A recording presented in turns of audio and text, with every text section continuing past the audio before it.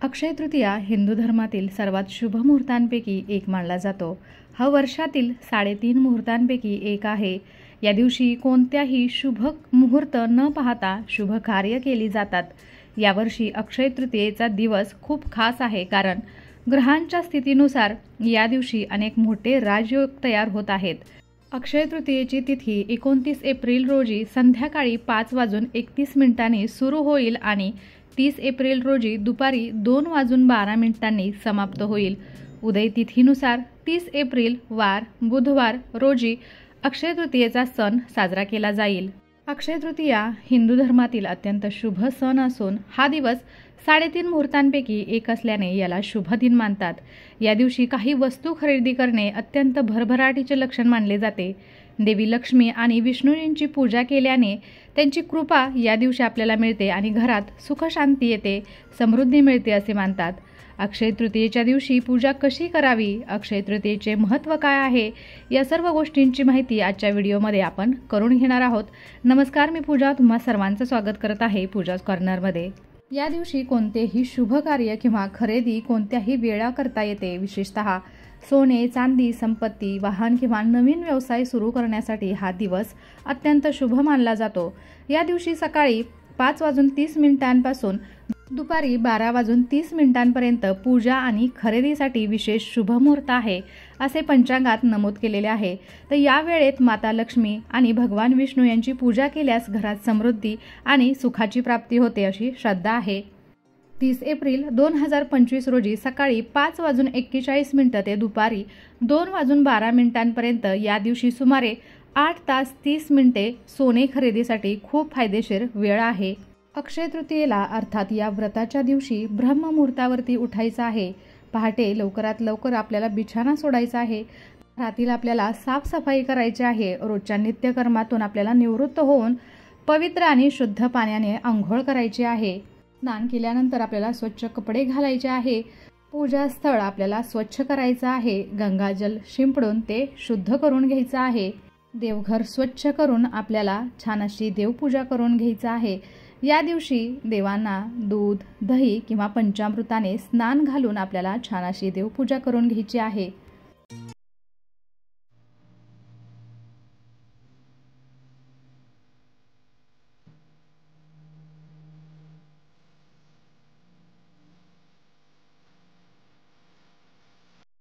ज्या ठिकाणी आपल्याला पूजा करायची आहे त्या ठिकाणी सर्व मांडणी आपल्याला छान अशी करून घ्यायची आहे। तर इथे पहा, गणपती बाप्पांची मूर्ती, माता लक्ष्मीची मूर्ती, अन्नपूर्णा देवीची मूर्ती, कुबेर मूर्ती आणि आपल्याकडे सत्यनारायण भगवानांचा असा फोटो असतो, तोही पूजेमध्ये आपल्याला असा घ्यायचा आहे आणि आपण पूजेला सुरुवात करणार आहोत। संस्कृतमध्ये अक्षय या शब्दाचा अर्थ कधीही कमी न होणारा असा होतो आणि असे मानले जाते की या दिवशी सुरू होणारा कोणताही नवीन प्रकल्प किंवा उपक्रम समृद्धी आणि सौभाग्य आणते। नवीन उपक्रम सुरू करण्यासाठी, विवाहांसाठी, गुंतवणुकीसाठी आणि सोने किंवा इतर मौल्यवान वस्तू खरेदी करण्यासाठी हा दिवस अत्यंत शुभ मानला जातो। भक्त देवतांना प्रार्थना करून, धार्मिक विधी करून आणि गरजूंना दान देण्यासारख्या धर्मादाय उपक्रमाद्वारे हा सण साजरा करतात। पवित्र त्रिमूर्तींपैकी विश्वाचे रक्षणकर्ते भगवान विष्णू यांना हा दिवस समर्पित आहे। हा शुभ दिवस हिंदू पौराणिक कथांमध्ये त्यांच्या महत्त्वासाठी पूजनीय आहे, जो त्रेतायुगाची सुरुवात दर्शवतो। हा दिवस बहुतेकदा परशुराम जयंतीशी जुळतो, जो भगवान विष्णूंचा 6वा अवतार भगवान परशुराम यांच्या स्मरणार्थ साजरा केला जातो। पूजा मांडणीनंतर सर्वप्रथम आपल्याला संकल्प घ्यायचा आहे। संकल्प न घेतल्याने पूजेचे संपूर्ण फळ इंद्रदेवाला प्राप्त होते, त्यामुळे दररोजच्या पूजेमध्येही पहिले संकल्प करावा आणि नंतरच पूजा करावी। ओम केशवाय नमः, ओम नारायणाय नमः, ओम माधवाय नमः, ओम गोविंदाय नमः, ओम विष्णवे नमः असे नाव घेत किंवा जप करत आपल्याला हे पाणी 3 वेळा ग्रहण करायचं आहे आणि 4थ्या वेळेस आपल्याला ताम्हणामध्ये परत सोडून द्यायचं आहे। त्यानंतर आपण अक्षदांचं आसन देऊन आपल्याला सर्वप्रथम दीप प्रज्वलित करून घ्यायचा आहे। थोड्याशा अक्षदा ठेवून त्याच्यावरती हळदी कुंकू व्हायचा आहे आणि त्याच्यावरती दिवा ठेवायचा आहे आणि सर्वप्रथम आपल्याला दीप प्रज्वलित करून घ्यायचा आहे। त्यानंतर दिव्याला हळदी कुंकू वाहून घेऊयात, अक्षदा व्हायच्या आहेत, फूल व्हायचं आहे आणि दिव्याला आपल्याला नमस्कार करायचा आहे आणि पूजेला सुरुवात करणार आहोत। त्यानंतर आपण सर्वप्रथम श्री गणेशाची पूजा करणार आहोत। तर विड्याची 2-2 जोड पानं घ्यायची आहेत आणि याच्यावरती आपल्याला देवाची स्थापना करायची आहे। तर सर्वप्रथम आपण गणपती बाप्पांना अभिषेक घालून घेणार आहोत। त्याआधी कलशाची स्थापना करून घेऊयात। एक तांब्याचा किंवा पितळेचा तांब्या घ्यायचा आहे, त्याच्यामध्ये स्वच्छ पाणी भरायचं आहे, त्याच्यामध्ये हळदी कुंकू, अक्षदा, 1 रुपयाचं नाणं, 1 फूल हे आपल्याला टाकायचं आहे। त्यानंतर विड्याची किंवा आंब्याची 5 पानं घ्यायची आहेत आणि ती अशा पद्धतीने कलशावरती ठेवायचे आहेत। आपण देवघरामध्ये जो मंगल कलश ठेवतो तोही आपण देवघरामध्येच ठेवायचा आहे, पण पूजेमध्ये आपल्याला असा एक कलश ठेवायचा आहे। तर थोड्याशा अक्षदा ठेवून त्याच्यावरती हळदी कुंकू वाहून या कलशाची स्थापना आपल्याला करायची आहे। त्याच्यावरती एक श्रीफळ ठेवायचं आहे, श्रीफळालाही आपण हळदी कुंकू लावून घेणार आहोत। फूल व्हायचं आहे, अक्षदा व्हायच्या आहेत आणि अशा पद्धतीने कलशाची मांडणी आपण केलेली आहे। त्यानंतर गणपती बाप्पांची पूजा करून घेऊया। तर एका तामणामध्ये गणपती बाप्पांची मूर्ती घेतलेली आहे। तुमच्याकडे जरी मूर्ती नसेल आणि सुपारीची सुद्धा तुम्ही गणपती बाप्पा म्हणून इथे पूजा करू शकता। तर सर्वप्रथम आपल्याला स्वच्छ पाण्याने गणपती बाप्पांवरती अभिषेक घालून घ्यायचा आहे। त्यानंतर पंचामृताने आपण गणपती बाप्पांवरती अभिषेक घालून घेणार आहोत। ओम श्री गणेशाय नमः। वक्रतुंड महाकाय सूर्यकोटी समप्रभ निर्विघ्नं कुर्मे देव सर्वकार्येषु सर्वदा। त्यानंतर चंदन आणि हळद मिश्रित पाण्याने आपण गणपती बाप्पांना अभिषेक घालून घेतलेला आहे आणि त्यानंतर अजून एकदा स्वच्छ पाण्याने आपण गणपती बाप्पांवरती अभिषेक घालून घेऊयात। मूर्ती स्वच्छ कोरड्या कपड्याने पुसून घेतलेली आहे आणि त्यानंतर अक्षदांवरती आपण मूर्तीची इथे स्थापना केलेली आहे। गणपती बाप्पांना चंदन, हळदी, कुंकू, फुलं, अक्षदा वाहून घेतलेली आहेत। त्यानंतर आपल्याला माता लक्ष्मीचीही अशी अभिषेक पूजा करून घ्यायची आहे। सर्व मंगल मांगल्ये शिवे सर्वार्थ साधिके शरण्ये त्र्यंबके गौरी नारायणी नमोस्तुते। माता लक्ष्मीचाही अभिषेक करून झालेला आहे। मूर्ती स्वच्छ कोरड्या कपड्याने पुसून घ्यायची आहे आणि त्यानंतर मूर्तीची स्थापना आपल्याला विड्यांच्या जोडपानावरती करायची आहे। माता लक्ष्मीला हळदी कुंकू, चंदन व्हायचं आहे, अक्षदा व्हायच्या आहेत, फुलं व्हायची आहेत आणि माता लक्ष्मीची ही अशा पद्धतीने आपल्याला इथे पूजा करून घ्यायची आहे। त्यानंतर तुमच्याकडे जर कुबेर मूर्ती असेल तर कुबेर मूर्तीचीही पूजा तुम्ही इथे करू शकता। कुबेर मूर्तीवरतीही मी असा अभिषेक घालून घेतलेला आहे। त्यानंतर या दिवशी न विसरता आपल्याला अन्नपूर्णा मातेच्या मूर्तीची छान अशी पूजा करून घ्यायची आहे। या दिवशी अन्नपूर्णा मातेचा जन्म झाला, या दिवशी अन्नपूर्णा जयंती साजरी केली जाते। तर हा दिवस माता अन्नपूर्णा, स्वयंपाकघर आणि पाककला, अन्नाची देवता यांचा जन्मदिवस देखील मानला जातो। तर अक्षय तृतीयेच्या दिवशी आई अन्नपूर्णेची ही पूजा केली जाते आणि भंडारघर भरून ठेवण्यासाठी आईकडून वरदान मागितले जाते। अन्नपूर्णेच्या पूजेने स्वयंपाकघर आणि जेवणाची चव वाढते। त्यानंतर इथे भगवान विष्णू आणि माता लक्ष्मीचा जो मी फोटो ठेवलेला आहे तो स्वच्छ पुसून घेतलेला आहे। त्यानंतर त्याला चंदन आणि हळदी कुंकू आपण लावून घेणार आहोत। फुलांचा हार आपल्याला फोटोला घालून घ्यायचा आहे। तर अक्षय तृतीयेच्या दिवशी सोनं आणि चांदी खरेदी करणं शुभ मानलं जातं। तर सोने चांदीच्या खरेदीने लक्ष्मी देवी प्रसन्न होते, पण या महागाईच्या काळामध्ये प्रत्येकालाच सोनं खरेदी करता येत नाही। तर या शुभ दिवशी देवी लक्ष्मीला प्रसन्न करण्यासाठी इतर काही वस्तूंची खरेदी तुम्ही नक्कीच करू शकता। त्यामध्ये येतं ते म्हणजे श्रीयंत्र। हे श्रीयंत्र आणा आणि जिथे पूजा करायची आहे तिथं ठेवायचं आहे। असं केल्याने भगवान विष्णू आणि माता लक्ष्मी यांचा वास तुमच्या घरात नक्कीच राहील। तर श्रीयंत्र खरेदी करा। त्याची स्थापना झाल्यावरती त्याची रोज आपण पूजा करायची आहे। देवी लक्ष्मीचे प्रिय श्रीयंत्राचे केवळ धार्मिक महत्त्वच नाही तर मन शांत करण्यासाठी आणि घरामध्ये सकारात्मक ऊर्जा प्रसारित करण्यासाठी देखील हे महत्त्वाचं आहे। श्रीयंत्राची पूजा लोभाच्या भावनेने नाही तर घरामध्ये सुख शांतीच्या भावनेने करा।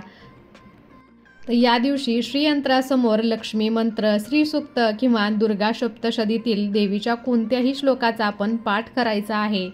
त्याचबरोबर अक्षय तृतीयेच्या दिवशी लक्ष्मी देवीच्या पूजेसाठी त्यांच्या आवडीच्या वस्तूची आपल्याला इथे मांडणी करायची आहे। तर कवड्या अक्षय तृतीयेच्या दिवशी सोनं किंवा चांदी खरेदी केली नसेल तर तुम्ही कवड्या नक्कीच खरेदी करू शकता।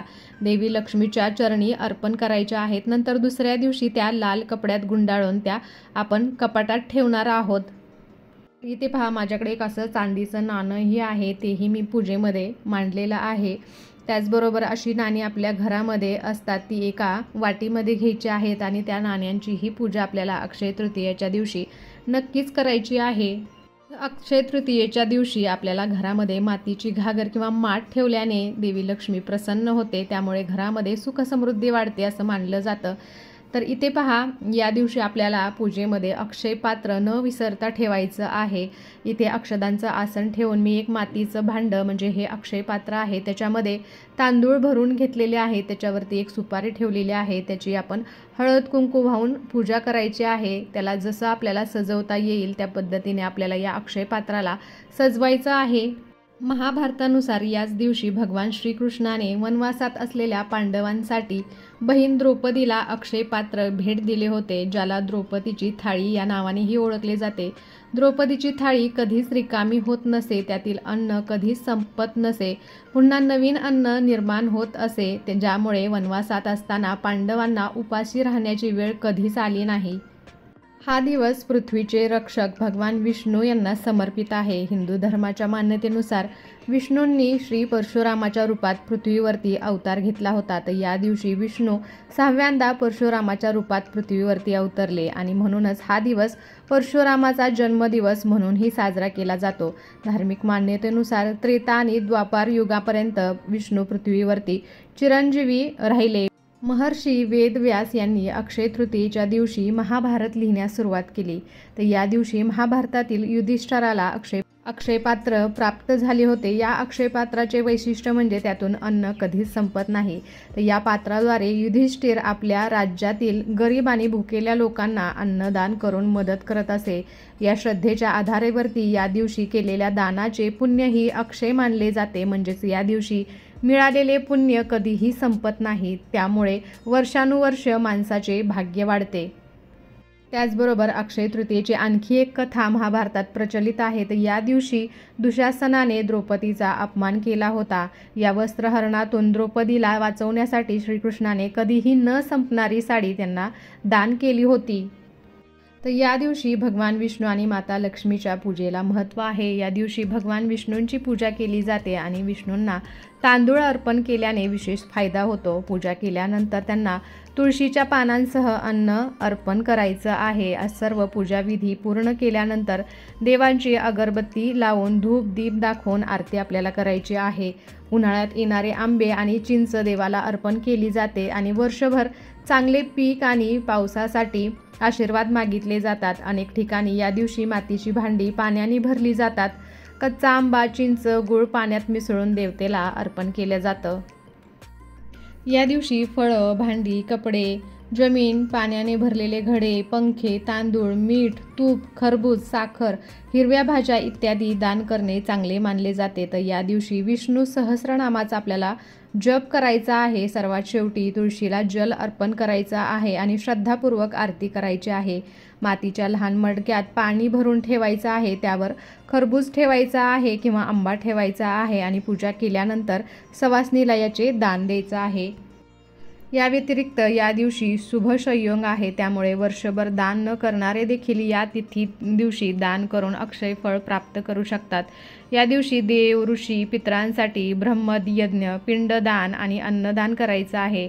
या दिवशी पाण्याचं मटके दान करावे, तसेच या तिथीला जव गहू सातू तांदूळ मातीचे मडके फळ दान करणे शुभ ठरतं। तर या दिवशी देव आणि पितर यांना उद्देशून ब्राह्मणांना उदक कुंभाचे दान करायचं आहे। अक्षय तृतीयेला केलेले दान कधीही क्षयाला जात नाही, त्यामुळे या दिवशी केलेल्या दानातून पुण्य मिळते। याने पूर्वी केलेले पाप कमी होते आणि त्याचा पुण्यसाठा वाढतो। तर या दिवशी वाहन आणि दागिने खरेदी करणं देखील शुभ ठरतं, कारण या दिवशी केलेल्या कामात बरकत येते। म्हणून या दिवशी चांगले कर्म करावे दान पुण्य करावे आणि कारण ज्या प्रकारे चांगल्या कामाचे चांगले परिणाम तसेच वाईट कामाचे वाईट परिणाम मिळतात। चैत्रात बसलेल्या गौरीचे या दिवशी विसर्जन करायचे असते, तर त्यानिमित्ताने स्त्रिया हळदी कुंकू करतात। वैशाख महिना हा अत्यंत उष्ण असतो, त्यामुळे अक्षय तृतीयेच्या निमित्ताने मातीचे माठ किंवा रांजण दान करायचं आहे। मातीच्या माठातील पाणी आरोग्यासाठी उत्तम असते. तसेच फळांचा राजा आंबा प्रामुख्याने अक्षय तृतीयेपासून खाण्यास सुरुवात करतात. अक्षय तृतीयेला केलेले नामस्मरण किंवा मंत्रपठण अखंड टिकून राहते अशी मान्यता आहे. याशिवाय अक्षय तृतीयेच्या दिवशी अन्नपूर्णा देवी प्रकट झाली होती असंही सांगितलं जातं. तर अशा साध्या आणि सोप्या पद्धतीने तुम्हाला अक्षय तृतीयेच्या दिवशी अशी पूजा करायची आहे. आणि तुमच्या देवघरामध्ये जर काही गोष्टी किंवा काही वस्तू नसतील, जसं की श्रीयंत्र असतील, गजांतलक्ष्मी असतील, कवड्या असतील, माता लक्ष्मीची मूर्ती असेल, कुबेर मूर्ती असेल, अन्नपूर्णा मातेची मूर्ती असेल, तर या दिवशी तुम्ही या मूर्तींची नक्कीच खरेदी करू शकता. ते अत्यंत शुभ मानलं जातं. यापूर्वीच मी याबद्दलचाही व्हिडिओ तुमच्याबरोबर शेअर केलेला आहे. तुमच्या घरामध्ये दक्षिणावर्ती शंख नसेल तरी तुम्ही या दिवशी दक्षिणावर्ती शंखाची खरेदी नक्कीच करू शकता. अक्षय तृतीयेच्या दिवशी दान करण्याला अत्यंत महत्त्व आहे. या दिवशी गोरगरिबांना अन्नदान करणे शुभ मानतात. तसेच पक्ष्यांना धान्य टाकणे, गरजूंना आवश्यक वस्तू दान करणे महत्त्वाचे मानले जाते. या दिवशी तुम्ही कोणत्याही स्वरूपाचे दान करू शकता. या दिवशी शुभ संयोग आहे, त्यामुळे वर्षभर दान न करणारे देखील या तिथीला दान करून अक्षय फळ प्राप्त करू शकतात. या दिवशी देव, ऋषी, पितरांसाठी ब्रह्मयज्ञ, पिंडदान आणि अन्नदान करावे. या दिवशी पाण्याचं मटके दान करावे. तसेच या तिथीला जव, गहू, सातू, तांदूळ, मातीचे मडके, फळ दान करणे शुभ ठरते. या दिवशी देव आणि पितर यांना उद्देशून ब्राह्मणांना उदक कुंभाचे दान करावे. तर कसा वाटला आजचा व्हिडिओ आणि आजची माहिती मला नक्कीच कमेंट करून सांगा. आणि अशा छान छान आणि माहितीपूर्ण व्हिडिओसाठी पूजाच कॉर्नरला सबस्क्राईब करायला विसरू नका. त्याचबरोबर बेल आयकॉनही क्लिक करा, जेणेकरून तुम्हाला माझे नवनवीन व्हिडिओज असेच पाहता येतील. चला तर मग भेटूया असेच एका छानसे आणि माहितीपूर्ण व्हिडिओ बरोबर. तोपर्यंत धन्यवाद. श्री स्वामी समर्थ.